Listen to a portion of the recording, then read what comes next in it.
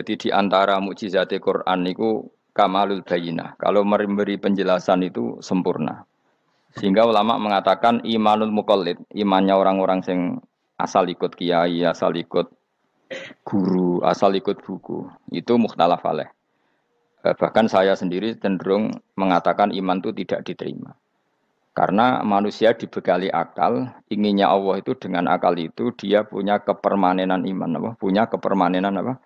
Iman, dan dengan itu dia imannya mujma'aleh, mesti diterima oleh Allah Subhanahu wa taala karena binnadzari shahih, dengan logika yang benar. Dan logika yang benar itu gampang sekali. Beberapa ulama tentu tahu sekali, bukan sekedar tahu sekali karena itu diajarkan Allah dan Rasul. Misalnya begini, kata Allah, saya kalau baca ayat-ayat ini itu sering nangis karena Allah yang Tuhan itu sebenarnya tidak butuh kita. Saya ulang lagi, Allah yang Tuhan itu tidak butuh kita, juga tidak butuh iman kita. Tapi Allah ingin hambanya itu berakal ya, karena agama itu liqaumi yaqilun, sehingga berpikirnya benar. Misalnya gini kata Allah, enggak apa-apa kamu menuhankan selain saya itu tidak apa-apa kata Allah. Enggak apa-apa Yesus kamu katakan Tuhan enggak apa-apa, kamu katakan batu Tuhan enggak apa-apa.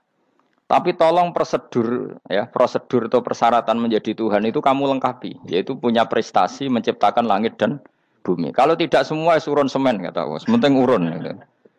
Jadi sebetulnya itu kan rasional. Misalnya nggak apa-apa kamu merasa jadi presiden atau gubernur atau jadi wali atau jadi apa. Yang penting prosedurnya penuh. Itu kayak apa Allah baiknya pada kita. Sehingga saya berkali-kali, makanya menurut saya orang alim itu wajib memaklumatkan kalau dirinya alim. Supaya jelas aturan mainnya. Yang dilarang Allah itu kan memaklumatkan alim kemudian ingin hadun nafsi, ingin salami template, dicucuk, dihormati, itu kriminal. Itu orang alim gendeng, sudah gendeng sekali. Karena khasnya orang alim itu tentu cari ridhonya Allah, bukan ridhol khalqi, bukan ridhonya apa? Makhluk. Makhluk itu la syai', ada siapa-siapa. Dan kita harus baku seperti itu. Kenapa kalau orang alim enggak memaklumatkan kealimannya itu dikatakan salah? Karena fungsi orang alim adalah membawa bayinat, membawa ayat-ayat Allah, bukan kepentingan apa? Pribadi. Makanya Rasulullah nanti duka ngendikan idza zuharatil fitanu wal bid'u falyudhiril alim ilmahu wa illa fa'alaihi la'natullah wal malaikati wan nasi ajmain. Jika zaman akhir banyak bid'ah, banyak kebodohan, maka orang alim wajib menampakkan kealimannya. Jika tidak, maka dia mal'un, dilaknati langit dan bumi. Karena sebetulnya logika tentang Tuhan itu gampang sekali. Saya ulang lagi ya. Saya punya sekian contoh betapa tauhid itu mudah. Jadi kalau ada orang bilang ikhlas itu angel, Gus. Ya dia sendiri goblok karena nggak tahu logika apa. Ikhlas itu justru gampang. Misalnya kamu ngamal demi manusia, manusia itu umurnya hanya berapa coba? Kan pasti mati. Lalu kalau dia mati tidak berkutik. Bagaimana Anda bersandar sama seseorang yang mati dan tidak berkutik? Sama-sama bersandar sama zat sing al-hayyul qayyum, sama zat yang abadi. Kamu latih terus akal kamu. Misalnya saya punya jamaah banyak, mereka itu kan nggak jelas surganya. Kok harap-harap syafaatnya piye? Soalnya jamaah aku mlebu neraka kabeh. Kan nggak mungkin nyafaati saya. Atau mereka mlebu swarga kabeh, wis do sibuk kelon mbek widadari. Mungkin ya ndak ngurusi saya. Jadi dua kemungkinan itu sama-sama ndak ngurusi saya. Mlebu neraka ya rasa nyafaati, kan mlebu swarga do sibuk napa? Ngeloni widadari karena trauma di bocah elek, melarat macam-macam. Sehingga kiainya saja wis ora takok Gus Baneng ndi wis ora takok. Seribet dhewe no. Nah, tentu saya juga sibuk sowan pangeran sudah itu makom saya sudah sibuk sowan pangeran wis kowe. Kowe pesta seks sing kula sowan pangeran. Wa swargame ayate pokoke inna ansa'na gunna napa? Insa'a faja'alna gunna. Apa karo bar kelon dadi perawan neh berarti keloni seribet. Kula insyaallah melok daftar sing fa amma in kana minal muqarrabin farauhu warihan. Jadi surganya muqarrabin itu enggak ada sifatnya. Di situ enggak dibakas bidadari, makan-makan enggak, tapi farauhu warihan. Satu surga yang sifatnya rohani. Karena enggak bisa disifati. Tapi saya daftar di situ ya hanya beberapa jam. Bariku ya gabung kon. Sawangane kok karo rasane wong ayu juga keberatan. Ya tapi saya tentu punya dua kelas, supaya punya kartu premium dan ekonomi. Saya ndak tertarik lah daftar yang premium dok nanti repot apa. Saya itu sering nangis kalau baca ayat seperti ini. Bagaimana Allah yang Tuhan kemudian ndak butuh apa-apa, tapi Allah saking baiknya itu membuat tatanan logika kita. Saya tidak akan bosan-bosan sampai sowan Allah. Bahkan andaikan saya masuk surga dengan faham ini, saya milih faham ini. Karena faham ini itu menguntungkan agama. Li'ilai kalimah dillah. Sementara masuk surga itu hadun nafsi. Banyak ulama yang mengatakan, kenapa Anda tidak ingin mati? Padahal Anda mati masuk surga. Katanya, saya takut kehilangan momen sujud. Karena sujud adalah hak Allah. Sementara surga itu hakun nafsi. Keinginan saya. Tentu saya mendahulukan hak Allah ala hakin nafsi. Itu makam-makam yang... Dan itu nggak bisa... Kamu copy paste, orang yang pada kelasnya akan merasakan seperti itu. Dan kamu tidak perlu minat, malah paham. Jadi sudah, dengar saja, apa? Dengar saja. Begini misalnya, saya berkali-kali bilang, kenapa ulama dulu, saya ini kan di Sarang juga ngajar tauhid. Dulu saya ngajar kubrul yakiniyat, di beberapa madrasah, termasuk di Sidogiri saya juga ngajar tauhid. Di sini saya ngajar tafsir, tapi yang saya titikkan juga tauhid. Begini, saya hidup di dunia ini, terutama saya memang ingin menerangkan tauhid, sebagaimana Allah menerangkan. Begini ya, Jubair bin Mut'im, saya tidak bosan-bosan cerita ini. Jubair bin Mut'im itu termasuk dahiyatul Arab, cerdas-cerdasnya orang Arab. Dia ditunjuk sebagai negosiator untuk membebaskan Asra Badrin, tawanan perang Badar yang kalah dan ditawan Rasulullah dan para sahabat. Kemudian harus ditebus dengan uang. Oke, disepakati. Terus singkat cerita Jubair bin Mut'im itu datang ke Madinah. Dulu karena tidak ada hotel, tidak ada penginapan, ya memang nginepnya orang musyrik itu di masjid. Ya sehingga itu lazim saja. Kamu tidak usah jadi liberal kemudian bilang musyrik boleh di masjid. Ya tidak perlu seperti itu. Kamu juga tidak perlu goblok mengatakan nggak ada ceritanya orang musyrik ngidam di masjid. Karena ya ada tarikhnya seperti itu. Jadi tidak perlu goblok, ya nggak perlu liberal. Paham ya? Kalau kamu bilang, wah nangono wong musyrik oleh ngidam di masjid, kamu liberal. Padahal konteksnya dulu memang nggak ada hotel. Tapi kalau bilang nggak sama sekali juga goblok. Karena sejarahnya pernah ada. Milih goblok apa liberal? Apa milih jelas? Enggak milih aja, ngaco aja. 01 apa 02 apa 00. Milih mana? Goblok, liberal, enggak milih. Nah, ketika Jubair bin Mut'im itu datang, delalah Nabi itu sholat maghrib ngimami. Nabi baca surat Wattur wa kitabim mastur fi rabbim mansur wal baitil ma'mur. Kemudian di pertengahan surat At-Tur itu kan ada ayat yang menurut saya itu sangat bagus. Sehingga di kamar saya, di rumah saya itu tak figur ayat itu. Bahwa kita harus dilatih berpikir. Kata Allah memulai argumentasinya. Am khuliqu min ghairi syai'in. Apakah kejadian alam raya ini seisinya tentu diciptakan tanpa sebab. Misalnya begini, alam raya ini kata orang nihilisme atau komunis atau orang-orang paham nihilisme. Itu kan dimulai dari ketiadaan. Logika ini kan goblok sekali. Berarti kalau alam ini kadung wujud, kamu kan tahu kan langit bumi sekarang kan wujud. Ya, langit bumi sekarang kan jelas wujud. Berarti logikanya adalah al-adamu yakhluqu makhlukon. Sesuatu yang enggak ada menciptakan sesuatu yang itu kan aneh. Di mana-mana al-adam ketiadaan itu tidak mungkin yakhluqu syai'an atau yu'athiru syai'an. Di mana-mana ketiadaan itu tidak mungkin mengefeki sesuatu yang ada. Wong kamu sebut tidak ada itu berarti tidak mungkin bisa berbuat apa-apa. Karena namanya tidak ada. Sekarang alam raya ini dimulai dari ketiadaan. Terus kamu simpulkan sesuatu yang enggak ada menciptakan yang ada. Itu gendeng apa enggak? Wih, gendeng sarap itu. Orang usah dipatahin wong gendeng sebarno yang nggak mati dewi. Jadi makanya Quran menanyakan mereka, am khuliqu min ghairi syai'in. Apa alam yang kadung wujud ini kemudian disebabkan oleh sesuatu yang tidak ada? Lalu kalau sesuatu yang ada pasti diwujudkan oleh yang ada. Nah, karena yang ada ini pencipta harus berstatus super. Nah, super ini oleh ulama disebut wajibil wujud. Maka Allah bersifat super, wujud yang paling prima, yang kausa prima. Karena pencipta tentu kelasnya harus di atas yang diciptakan. Makanya disebut, ulama dulu menyebut Allah itu apa? Wajibil wujud. Karena pencipta tentu lebih dahulu. Maka harus disifati awal atau qadim. Awal atau qadim. Kayak apa Allah mendidik kita? Am khuliqu min ghairi syai'in. Terus Allah bilang gini. Ya gak apa-apa, yang menciptakan gak saya, gak apa-apa kata Allah. Tapi amhumul khaliqun, kamu saja yang menciptakan, gak apa-apa. Tapi syaratnya kalian juga harus merasa pernah ikut menciptakan langit bumi. Am khalaqus samawati wal ardh. Jadi, enggak apa-apa kamu merasa Tuhan, enggak apa-apa. Yang penting kamu merasa ikut nembok langit, ikut ngecor apa? Langit. Ya pokoknya ikut bikin. Terus kata Allah, bala yukinun, kamu tak suruh merasa menciptakan langit bumi, kamu juga enggak merasa iya, memang ya mereka merasa enggak kan? Akhirnya Jubair bin Mut'im saking enggak kuatnya. Am khalaqus samawati wal ardh balla yuqinun amin dahum khuzun. Sama Allah dibombardir seperti itu. Dia datangi Rasulullah, ya Muhammad, logika itu tidak meninggalkan akal saya. Matarok tali akli nasian. Akal saya habis Muhammad. Saya iman saja. Saya tidak cukup punya logika untuk melawan argumentasi ayat yang kamu baca. Saya iman saja. Terus iman. Makanya kalau ada logika nihilisme bahwa sebelum alam ini adalah ketiadaan, lalu pertanyaannya bagaimana mungkin ketiadaan menciptakan yang ada? Di mana-mana ketiadaan itu la yu'atsiru syai'an wa la yakhluqu syai'an. Jenenge wae tiada. Tiada itu ya enggak ada fungsinya, ya enggak ada efeknya, enggak ada prestasinya. Ya pokoknya namanya enggak ada ya enggak ada. Nah, ini penting saya utarakan. Terus di sini Allah mengulang lagi, enggak apa-apa yang lainnya kamu katakan Tuhan jadi mitra saya enggak apa-apa. Tapi tolong kata Allah, aruni madza khalaqu minal ardi, tunjukkan ke kami prestasi dia ikut bikin bumi. Kita tahu misalnya Yesus, Isa lahir di bumi. Bumi sama Yesus dulu mana? Dulu bumi, dia lahirnya di bumi. Lalu dia melata di bumi, jalan-jalan. Kemudian dia mengatakan ini bumi Tuhannya saya. Jadi bumi kok enak, dhisik aku je. Tua aku je, bodoh-bodoh pangeran aku dong. Lebih apa? Tua. Jadi Allah itu gampang sekali. Nah sekarang orang iman itu kuat semua.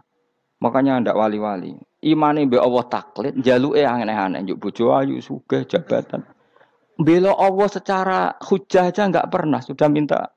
Makanya ini kita ini hidup di zaman yang saraf massal. Lho kula nu njaluk pangeran akeh-akeh kuwi, coba kamu bela Tuhan tuh pernah bela apa? Bela Tuhan tuh gampang dengan argumentasi al-hujjah yang supaya agama ini tamkin fil ard, benar-benar mapan dalam logika. Yaitu tadi di mana-mana yang namanya sebab itu amrun wujudiyun, di mana-mana sebab itu sesuatunya harus wujud. Paling tidak kita sudah menolak nihilisme. Apa? Nah, nihilisme. Lah wujud karena wujud awal harus berstatus prima. Lah prima itu dalam bahasa ulama disebut wajibil wujud. Makanya ulama dulu ngelatih kita itu pertama Allah itu siapa? Zat sing wajibil wujud. Itu satu filosofi yang luar biasa. Nah, kemudian setelah itu ada setan-setan kecil yang nganggur, yang iseng. Nah itu enggak usah kamu perhatikan. Tinggal delok TV, ngopi, terus tinggal nyate kelata. Enggak saya tamak, pingsan dewe. Syukur-syukur stres dewe. Dugaan saya, setan saya gue pingsan, kurang gizi. Karena memang setelah itu setan goda gini. Lalu sebelum Allah jangan-jangan ada wujud yang lain. Lalu Allah sendiri awal mulanya gimana? Kata Nabi, jika ada pertanyaan seperti itu kamu harus berhenti. Tinggal delok TV atau tinggal penting aja delok dangdutan. Ya kalau kepeksa ora apa-apa, kelasem ae. Saya tidak menghalalkan tapi kan sudah kamu lakukan. Karena itu lebih baik ketimbang pertanyaan filsafat. Banyak orang yang dulu sholat ketika sekolah filsafat tidak sholat. Alasannya sampai menemukan jati diri itu Tuhan. Dan itu bahaya sekali karena Nabi berkali-kali bilang kamu jangan mikir tentang Allah pasti rusak. Orang kok mungkin rusak dari Nabi pasti rusak. Nah cara menghentikan gimana? Karena setan ini makhluk, akal-akalannya gampang. Tadi tak warai, saya sebagai ulama atau sebagai manusia atau sebagai orang awam atau sebagai siapa saja, kadang ada pertanyaan seperti itu. Tak tinggal anggeling dharma, kan pusing setan, ini kan ngenteni. Weh, ngenteni bar lo anggeling dharma. Bariku aku lesu mangan mie, bar mangan mie waret turu. Kan dia ngenteni terus mau bikin was-was lagi. Ternyata saya sibuk kan enggak bisa masuk deh.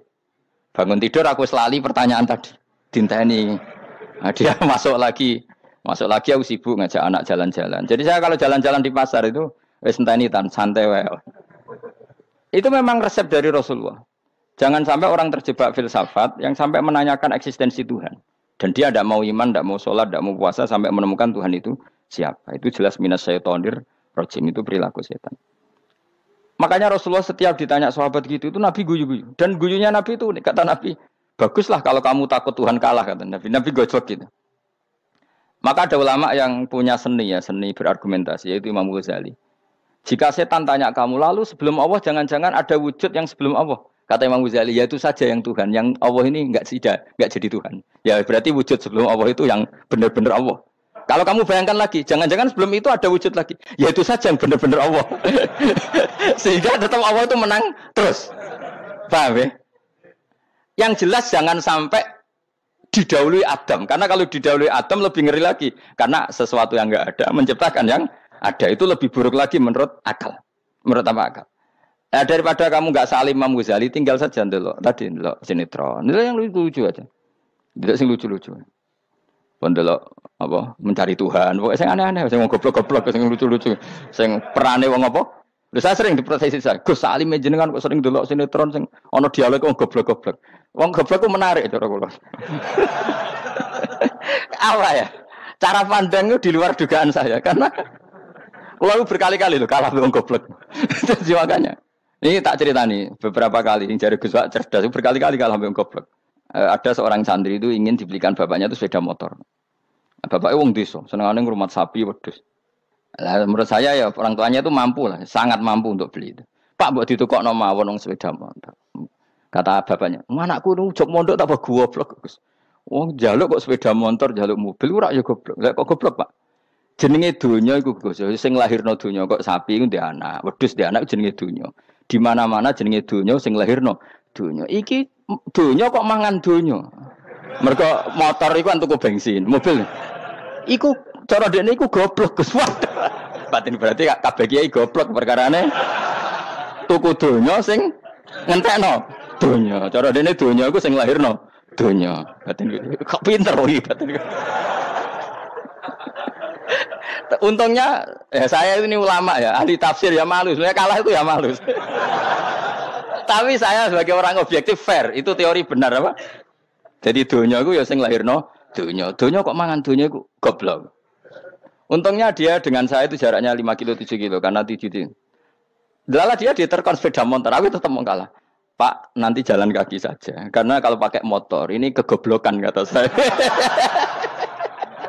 Terus mendingan nih, loh Gus mau kalah tadi.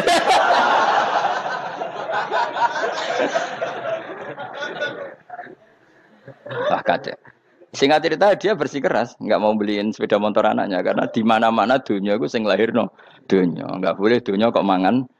Ini satu kegoblokan yang agak ilmiah tadi. Nah Imam Asy'ari juga ngalami hal yang sama. Imam Asy'ari itu punya kita kalau ahli sunnah kan 2 partai ya. Ya dalam ahli sunnah itu hanya ada 2 partai juga. Kalau nggak Asy'ari ya Maturidi. Ya, dan sama-sama alim. Ya kalau terpaut ya paling 5%, 7% ya, kealimannya Asy'ari dan Maturidi. Imam Asy'ari itu bikin logika yang jelimet seperti saya sekarang ini, logikanya jelimet tapi permanen. Jadi yang saya ajarkan tadi itu logika yang jelimet tapi apa? Permanen. Karena tadi alam raya ini kadung wujud. Kalau kadung wujud pasti pewujudnya yang menciptakan wujud pasti adalah kewujudan. Karena al-adam la yu'athiru syai'an. Di mana-mana kenihilan tidak yu'athiru syai'an. Ya sepakat ya, gampang kan? Tentu wujud ini prima disebut wajibil wujud. Lalu Imam Asy'ari itu bersikeras. Kalau imanul muqallid itu tidak diterima.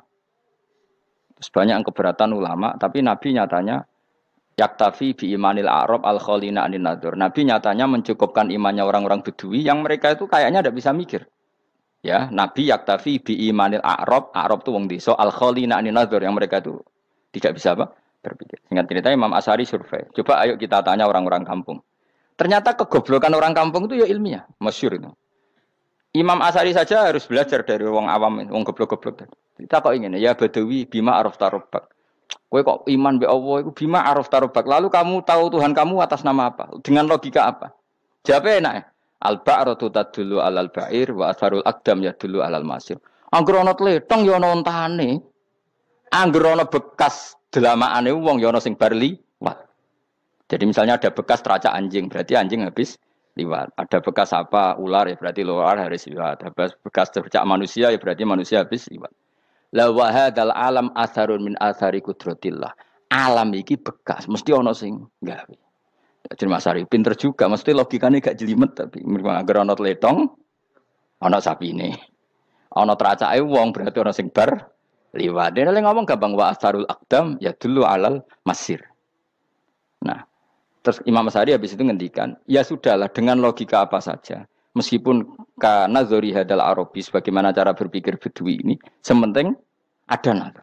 Apa ada nazar. Ya nazar apa saja. Misalnya orang ahli matematika mungkin bilang angka dimulai dari 1. 0 itu akal-akalane Khawarizm. Mergo ini kebingungan nulis 10. Tapi tetap angka itu dimulai dari 1. Kalau misalnya 1 untuk mecah kesulitan ya harus dimulai 0,1. Tidak bisa 0 tok. Jadi 0 dulu itu untuk mematahkan kalau jumlah itu tidak sampai 1. Tapi faktanya jumlah itu kan pasti 1 karena dimulai dari wajibil wujud. Khawarizm itu ya pinter matematika. Saya juga punya ilmu hisamnya Khawarizm. Itu kan dia karena kebingungan angka pecah. Misalnya 1 tidak sampai 2. Mau tidak mau harus ditulis 1,5 misalnya. Paham ya? Lalu kalau sebelum 1, tetap dia harus 0,5. Lalu hakikat 0,5 itu kan bagian dari wujud apa bagian dari Adam? Tetap bagian dari wujud. Jadi 0,5 itu kan khayal kuliah. Tak warai ya. Mungkin saya ada ahli matematika ala wong kampus, tapi saya tahu Kang, ala Islam itu lebih gampang. Misalnya gini, sesuatu itu kadang kamu putuskan itu satuannya 1. Tentu ketika separuh kamu katakan baru separuh. Tapi sebetulnya ketika satuan itu kamu katakan 10, yang separuh itu sudah 5. Itu kan terserah sing bagi, no? Terserah sing bagi. Ya iya dong, misalnya 1,5 juta, 5-nya artinya apa coba? 500.000 kan. Sekarang kalau 100.000, 5,5-nya jadi berapa? 50. Kalau 1,5 jadi. Nah itu kan terserah satuannya apa? Tapi tetap dari 0,5 itu tetap menunjuk sesuatu yang wujud. Yaitu 5-nya sebetulnya apa? 5 yang separuh tadi. Paham sih kalau maksud? Tetap nggak bisa sesuatu dimulai dari apa? 0. Nah, makanya kata Abdul Hamid Khan kalau dalam mendidik tauhid, itu gampang saja tadi. Alam raya ini kadung maujud, kalau kadung maujud pasti disebabkan oleh sesuatu yang wujud. Karena wujud pencipta harus berstatus prima. Lah prima ini atau premium ini kita sifati wajibil wujud. Atau kamu katakan apalah kausa prima atau musabibul asbab. Nah kelirunya kita dalam berislam itu, kritiknya para ulama, kita ini nyebut Allah dulu baru menceritakan status Allah. Kalau zaman Nabi itu dibalik. Status wajibil wujud itu kita terangkan dulu, baru yang oleh Islam itu namanya Allah. Paham ya? Kan beda, misalnya gini logikanya gini, kamu ketemu orang ateis, saya ulang lagi, kamu ketemu orang ateis, terus kamu ditanya, lalu alam ini yang menciptakan siapa? Allah Jalla Jalaluh. Mesti kan tanya, man huwa Allah itu siapa? Kalau dulu Islam mengajarkan enggak gitu. Surat pertama turun apa coba? Iqra. Iqra itu enggak nyebut kata Allah. Iqra bismi rabbika. Rabbika itu siapa? Alladzi khalaq. Sebutlah nama Tuhan. Yang berhak menyandang Tuhan adalah zat yang pencipta. Itu tidak ada kata Allah. Di surat Mudatsir, surat kedua. Ya ayyuhal mudatsir kum fa'anzir wa rabbaka fakabbir. Bukan Allah fakabbir, wa rabbaka fakabbir.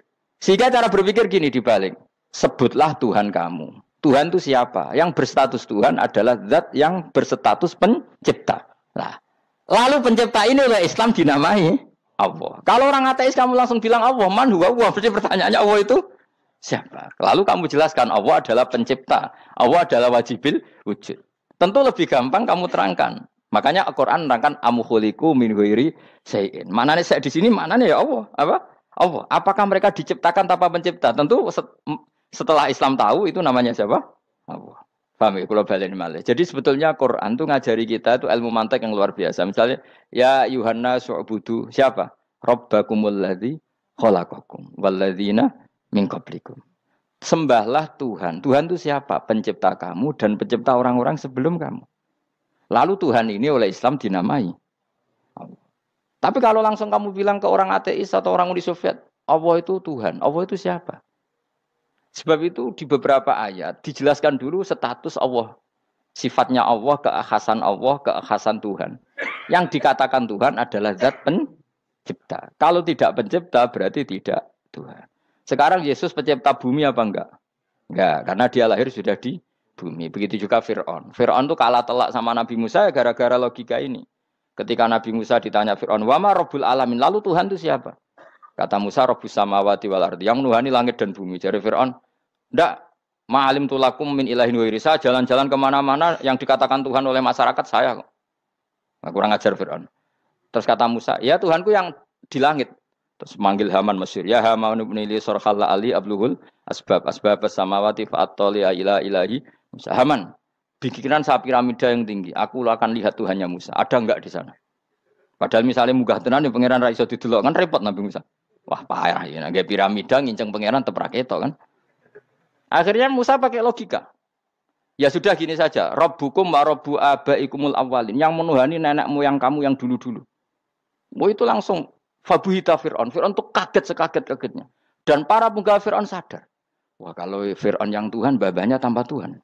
Kan Tuhannya balita kan gitu kira-kira. Tuhannya balita. Tuhannya barulah. Itu kan jadi logika yang mematikan. Kalau Fir'aun Tuhan berarti mbah-mbahnya dulu yang wujud itu tanpa Tuhan karena Tuhannya baru lahir. Ini ada Tuhan kok datang terlambat ini kan. Akhirnya para punggawanya Fir'aun iman, macam gendeng ya Fir'aun itu gendeng.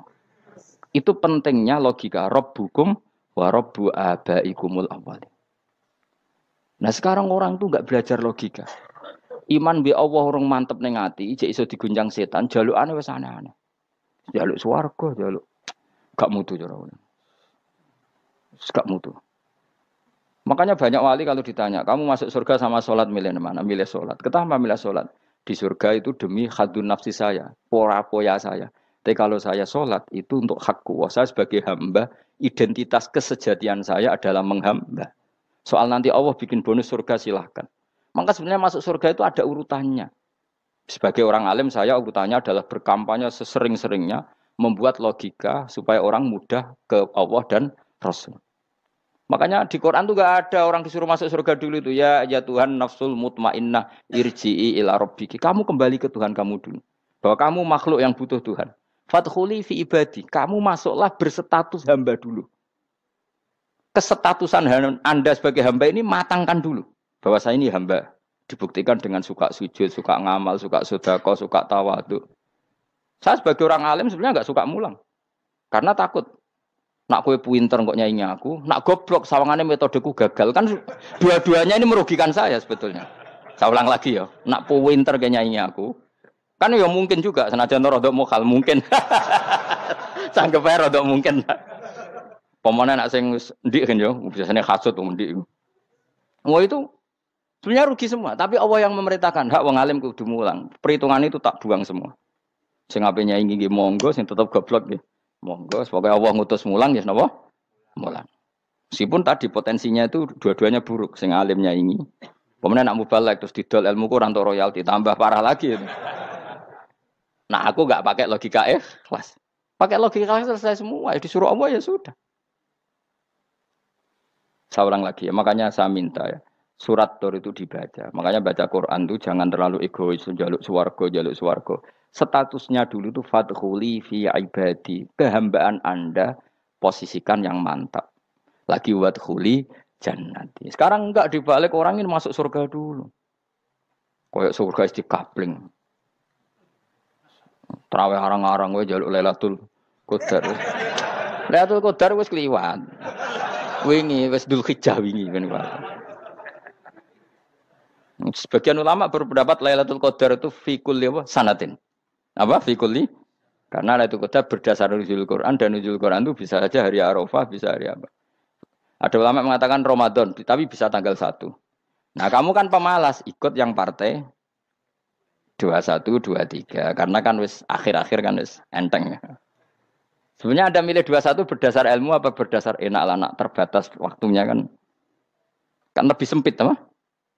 Lebih apa? Sempit. Ya saya ulang lagi ya. Jadi Allah kalau ngajarkan hujah itu gampang sekali ya. Tadi amkhuliku min ghairi syai'in. Enggak apa-apa saya ada Tuhan kata Allah. Tapi kamu harus punya logika. Alam raya ini diciptakan tanpa pencipta. Mau enggak kamu punya logika seperti itu? Bahwa alam ini yang wujud diciptakan oleh sesuatu yang tidak wujud. Mau enggak kamu punya logika itu? Enggak mau kan? Namanya wujud tentu diciptakan super wujud. Dan super wujud itu wajibil wujud. Dan itu Tuhan kita yang oleh Islam dinamai Allah. Bang, makanya nyebut Allah itu di surat-surat awal Quran tidak ada. Coba. Awal surat Quran itu surat apa coba? Iqra kan? Iqra itu ada enggak kata Allah? Enggak ada. Iqra bismi rabbika. Rabbika itu siapa? Allazi khalaq. Surat Mudatsir sama. Ya ayyuhal mudatsir qum fa'anzir wa rabbaka fakabbir. Ya sudah seperti itu. Ya ayyuhan nasu ubudu rabbakum. Rabbakum itu siapa? Allazi khalaqakum. Nah, kita ini keliru metode. Pemene wong tukang wiridan Allah. Tapi ora roh Allah iku sing sapa? Ya dia Allah. Dia nyifati Allah mau sing ngekeki swarga, sing ngekeki dhuwit, sing ngekeki widadari. Jadi Allah disifati sesuai selera yang menguntungkan dia. Bahwa Allah ini yang ngampuni saya, kemudian saya masuk surga, kemudian ngeloni widadari. Makanya kalau dia jadi wali tak demo. Tak laporkan MK. Tak suluh.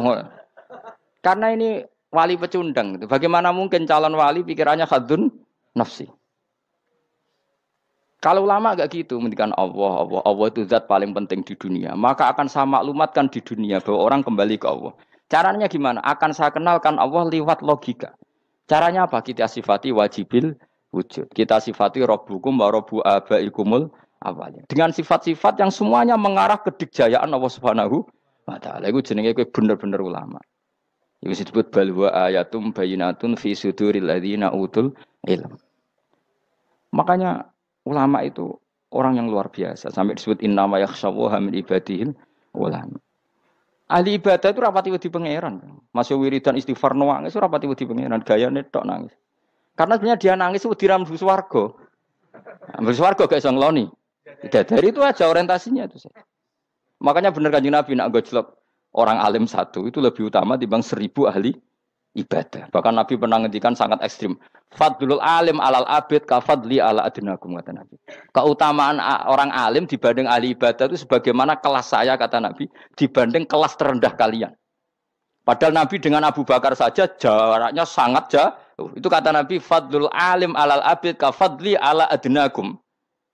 Keutamaan orang alim dibanding orang abid sebagaimana keutamaan saya dibanding sahabat paling rendah.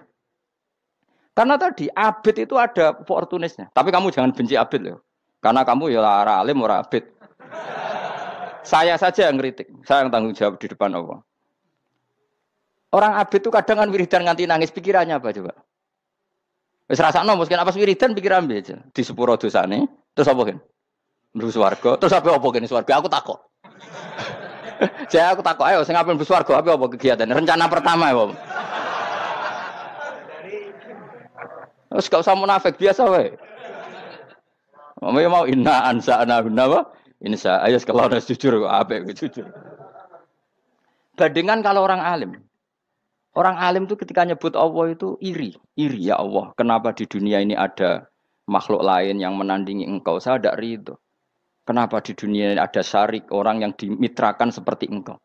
Maka orang-orang alim ini ingin memaklumatkan bahwa la syarika lak labbaika wa humalab baiklah syarika lak innal hamda wa ni'mata laka wal mulka la syarika lak. Sehingga para nabi itu memaklumatkan itu. Engkau saja yang Tuhan ya Allah. Semua nikmat dari engkau, semua kepemilikan ini milik engkau. La syarika lak labbaik. Dimaklumatkan ke dunia. Innal hamda wa ni'mat itu dimaklumatkan. Enggak ada kepikiran mereka masuk surga. Karena mereka ingin memaklumatkan bahwa Allah ini yang Tuhan. Sama tak ceritani Nabi Ibrahim jadi Khalilur Rahman, rumang samu kakan wiridan kok ya kowe ndak. Wiridannya Nabi Ibrahim sama sampean mungkin banyak sampean. Karena sampean banyak kepentingan tadi. Wali-wali dulu kalau wiridan itu ndak sebanyak sampean ndak, tak jamin ndak. Pemene maca lelo ping 10.000 ndak biasa wiridannya. Tapi khosyahnya sama Allah luar biasa. Pertama Nabi Ibrahim diangkat jadi khullah. Khullah itu ya Khalilur Rahman itu. Itu dia wiridannya gini. Ya Allah, innahu la yahzununi alla ara ahadan fil ghairi ya'buduka ghairi. Alla ara ahadan fil ardi ya'buduka ghairi. Sama saya hafal tak ini. Memang saya hafalkan. Ya Allah, saya ini susah sekali. Kenapa zat sepenting engkau, kemudian yang menyembah engkau hanya saya? Ini tidak fair. Makhluk yang enggak penting saja punya umat. Makhluk-makhluk yang enggak penting aja jadi pusat perhatian. Misalnya artis atau presiden atau gubernur atau tokoh top. Semuanya jadi presiden. Padahal semuanya itu makhluk yang enggak sepenting engkau. Ini zat yang sepenting engkau. Kemudian yang tahu kalau engkau penting hanya saya, ini tidak fair. Nangis dan nangis. Ini tidak fair. Innahu la yahzununi alla ara ahadan fil ardi ya'buduka ghairi. Saya ini susah Gusti. Susah sesusahnya. Zat sepenting engkau. Kemudian yang tahu kalau engkau penting itu hanya saya. Wah ini tidak fair. Loh, coba kalau orang mencintai sesuatu kan gitu. Misalnya kita bojo ayu, kemudian wong liya kabeh darane elek, mangkel ora? Mangkel gak? Kamu beli Alphard. Kamu kira itu mobil mewah. Kemudian orang nyejajarkan podo mek keri, mangkel gak? Semua kenikmatan itu kita nikmat karena itu diakui ya enggak? Wes gunane apa kaya ndek Alphard gawa ning Gunung Kidul. Terus wong darani ngono iku podo mek keri ambek kejangke mangkel ora kira-kira. Enggak penting mewahnya ini tetap butuhe pengakuan. Coba misalnya kamu jadi presiden hidup di dunia orang sufi. Sing darane wong penting wong soleh ahli sujud ora kakuati ke. Keteko di Barnos. Karena itu dihormati situ hanya orang apa soleh. Kakuati gak? Oh kakuati gak? Atau kowe dadi artis top teko ning daerah Gunung Kidul mung desa-desa, terus diundang lek. Oh, mangkel kae. Le bayangno.